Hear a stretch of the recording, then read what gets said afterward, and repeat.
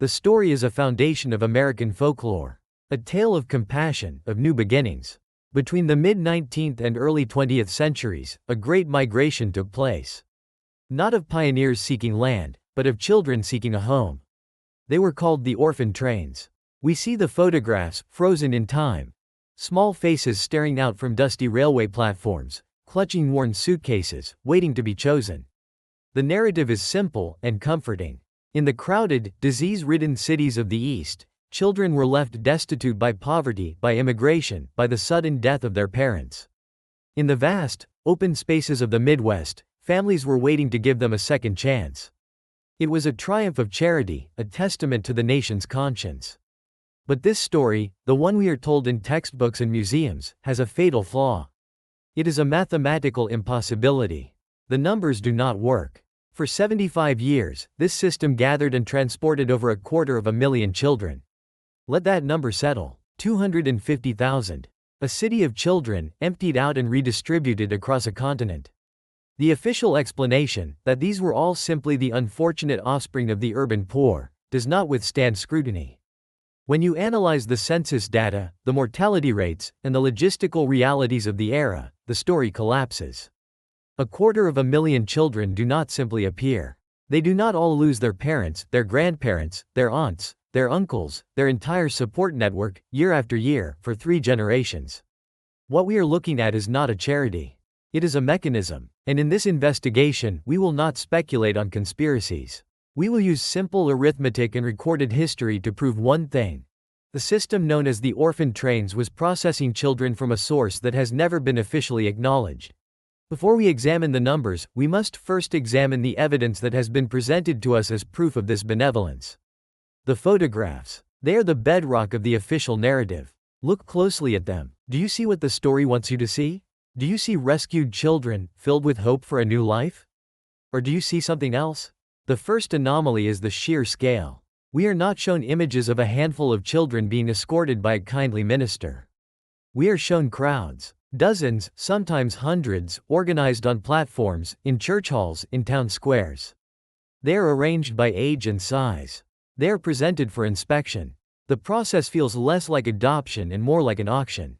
Look at their faces. There is sadness, yes. But there is also a profound sense of dislocation, a blankness, an unnerving uniformity in their expressions.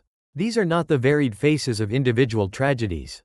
They look processed, as if they have passed through an institutional system that has stripped them of their individuality, leaving behind a common, shell-shocked gaze.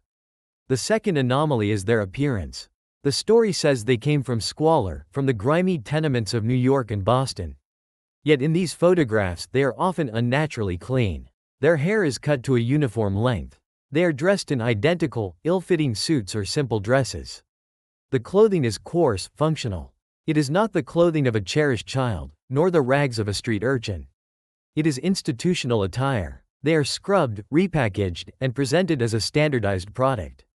Why this obsessive cleanliness? Why this uniformity? If the goal was simply to save them, wouldn't they arrive as they were found? The effort to standardize their appearance suggests another motive. It suggests an erasure, the removal of their former identity to prepare them for a new one. These are not just children without parents. They look like children without a past. This visual record does not support a story of simple rescue. It documents a highly organized, systematic transfer of human beings. The expressions, the clothing, the sheer numbers in every frame, they all point to an operation with an industrial logic. A logic that is fundamentally at odds with the gentle story of charitable goodwill. The official narrative is not just visually inconsistent, it is logistically incomprehensible for a private charity of the era. Let us consider the practical steps required to move 250,000 children over 75 years. This was not a sporadic effort. It was a continuous, uninterrupted operation. First, there is the sourcing. How, precisely, did organizations like the Children's Aid Society find an average of over 3,000 completely parentless, guardian-less children every single year? The story suggests they were simply scooping urchins off the streets. But this is not a sustainable model for such vast numbers. To achieve this quota, you would need a city-wide network of informants, agents, and intake facilities. You would need a constant, reliable supply. Was there a formal system for surrendering children? Were police departments and city officials actively feeding children into this pipeline? The infrastructure required to identify and acquire thousands of children annually goes far beyond volunteers responding to hardship. It implies a formal, almost bureaucratic procurement process. Next, consider the processing phase. Each child, once acquired, had to be fed, housed, clothed, and medically evaluated. This requires large-scale dormitories, kitchens, infirmaries, and a significant staff of caretakers. Records had to be created. Given that many children were said to be of unknown origin, names were assigned, birth dates estimated. This is not charity, this is administration. It is the work of a government agency, not a church group. Where are the detailed records for this massive bureaucracy? Where are the budgets, the staffing rosters, the procurement orders for food and clothing for 250,000 children? They are largely missing. Finally, there is the distribution. This was the most complex stage. Special trains had to be chartered. Routes covering thousands of miles had to be planned. Agents were sent ahead to advertise the arrival of the shipment of children. Local committees were formed to vet potential families. All of this was coordinated using telegraphs and mail. Think about the precision required. A train carrying 100 children leaves New York on a specific date. It is scheduled to stop in a dozen small towns across Ohio, Indiana, and Illinois. At each stop, a specific number of children are expected. Families have been pre-screened. Paperwork must be signed. The remaining children are moved to the next stop. This is a supply chain. It is a distribution network of immense complexity. To manage this for 1 year would be a monumental achievement. To sustain it for 75 years, without the authority and resources of a state-sponsored program, is simply not credible. The operation was too big, too efficient, and too consistent to have been the work of well-meaning philanthropists alone. When a narrative is built on a logistical impossibility, its proponents must rely on vague explanations and emotional appeals. And that is precisely what we find when we examine the official history of the orphan trains. The language is always generic. The children were fleeing poverty, squalor, and immorality. Their parents were victims of disease, accidents, or alcoholism. These are not explanations. They are archetypes. They create a powerful emotional image, but they lack the specificity of historical fact. When historians and descendants try to trace the origins of a specific child, the trail almost invariably goes cold. The records held by the sponsoring organizations are notoriously incomplete. For an operation that exhibited such remarkable logistical precision, its record-keeping was, by contrast, astonishingly negligent. Is this a coincidence? Or was it the design? We find ledgers with names, but no family history. We find placement records, but the child's original identity is listed as unknown. Birth dates are often fabrications, recorded as the date the child entered the system. Names were frequently changed upon arrival at the processing centers. John O'Malley from an Irish tenement in Boston becomes John Smith before he even boards the train to a Protestant farm in Nebraska. This is not accidental. This is a systematic erasure of identity. It is a deliberate severing of the child from their past, their culture, and their heritage. The organizations themselves repeated a standard script. Charles Loring Brace, the founder of the Children's Aid Society, spoke of saving children from the dangerous classes. This is the language of social engineering, not charity. The goal was not simply to find a home for a child. It was to remove that child from their environment and assimilate them into a different one, a better one. The justification becomes a self-fulfilling prophecy. If you remove a child from their community, destroy their records, and change their name, they officially become an orphan, a foundling with no history. The system created the very orphans it claimed to be saving. The official story fails because it cannot answer the most basic questions. Where are the death certificates for the 500,000 parents that would be required to create 250,000 full orphans? Where are the detailed intake records? Why was erasure of identity a standard operating procedure? The explanation provided is a template, a story repeated so often it has become accepted as truth. But it is a story that avoids every difficult question and obscures the facts behind a veil of benevolent intent. To understand the true nature of this American operation, we must look beyond its borders. The orphan train movement was not a unique invention. It was merely the American iteration of a much older and more widespread global pattern. The mass relocation of children, particularly those of undesirable or unknown origin, has been a tool of statecraft and social engineering for centuries. Consider the great foundling hospitals of Europe. The London Foundling Hospital, established in the 1740s, took in tens of thousands of abandoned infants. Paris had its own vast system. These institutions were presented as saviors of the innocent, but they also served a critical function. They absorbed the undocumented, the illegitimate, the children of the poor, and rendered them anonymous wards of the state. These children were often sent to work in factories or enlisted in the military. They became a resource. Their origins were intentionally erased, their names changed, their pasts sealed away. The system provided a constant supply of blank slates for the needs of the empire. Does this sound familiar? Now look at the British Empire in the 19th and 20th centuries. A program, strikingly similar to the American Orphan Trains, sent over 100,000 children, the so-called home children, from Britain to colonies like Canada, Australia, and Rhodesia. The justification was identical.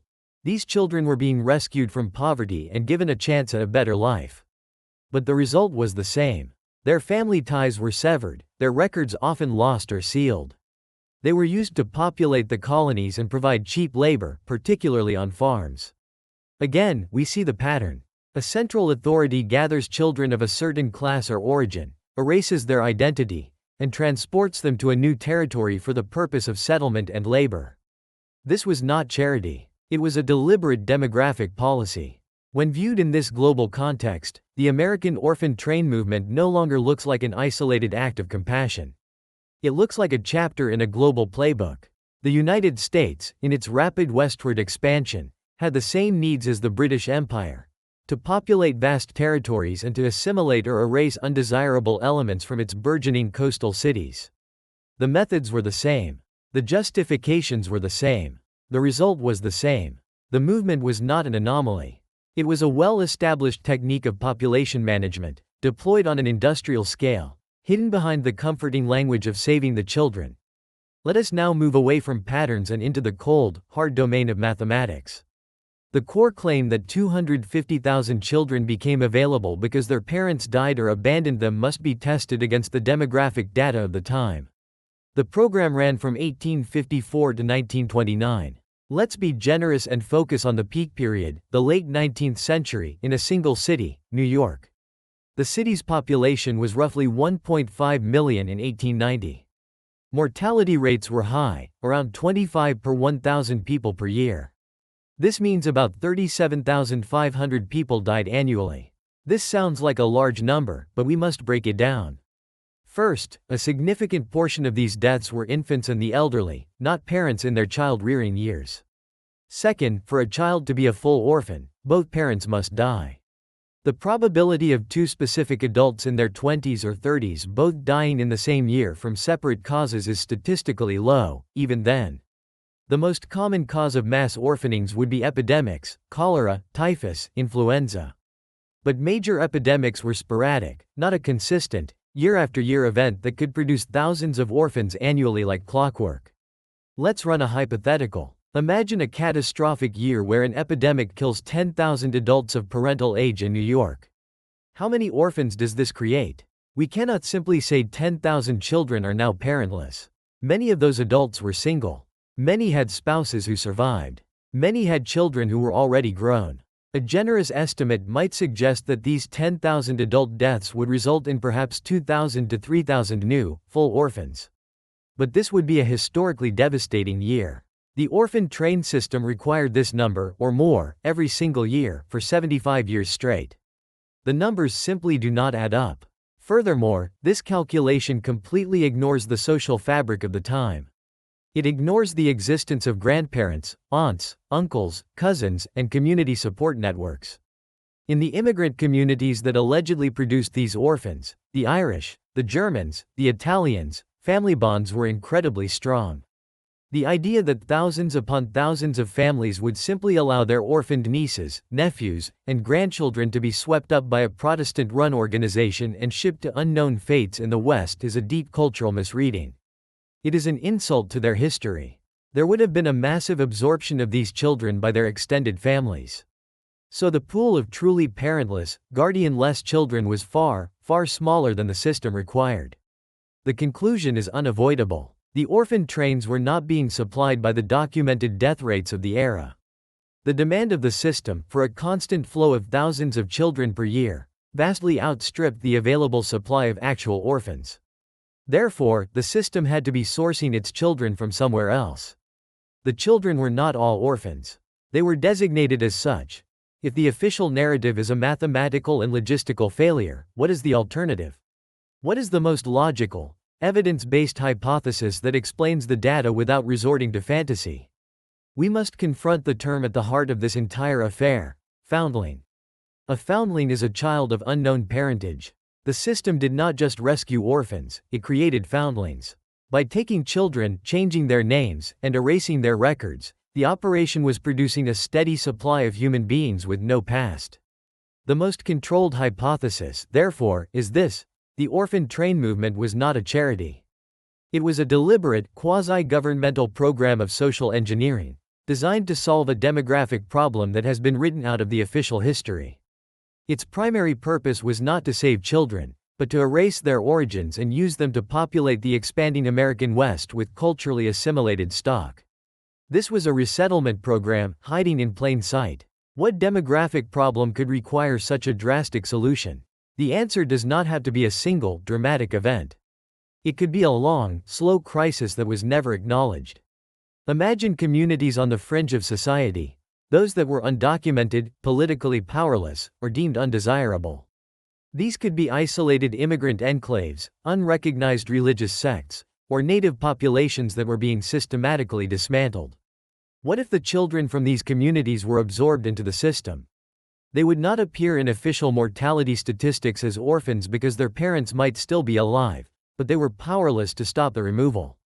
The state would not have to record a plague or a massacre, it would only have to record a rescue. The system also provided a perfect mechanism for absorbing the immense number of illegitimate children born in an era of strict social stigma.